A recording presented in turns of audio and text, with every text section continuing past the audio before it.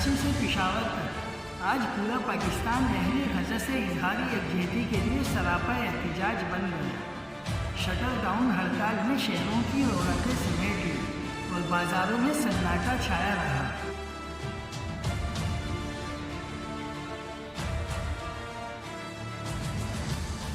السلام علیکم، یہ روزنامہ اسلام آفیشیل ہے۔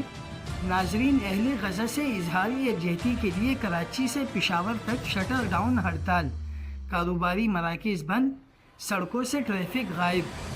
راولپنڈی کے راجہ بازار، مری روڈ، صدر اور کمرشل مارکیٹ میں مکمل ہڑتال، دکانیں بند، سڑکیں ویران اور ٹریفک نہ ہونے کے برابر۔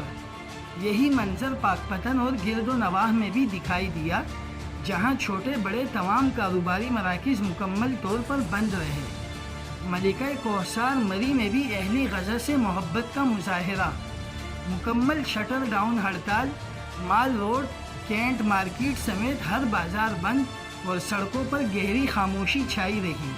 پشاور کے قصہ خوانی بازار، چوک یادگار، اشرف روڈ، چوک ناصر خان اور خیبر بازار میں بھی فلسطینیوں سے یکجہتی کے جذبے کے تحت کاروبار بند رہا۔ اہم شاپنگ مالز اور مارکیٹیں سنسان۔ کراچی میں جماعتی اسلامی کی کال پر بھارت کی آبی جارحیت اور اسرائیلی بربریت کے خلاف جزوی ہڑتال دیکھی گئی۔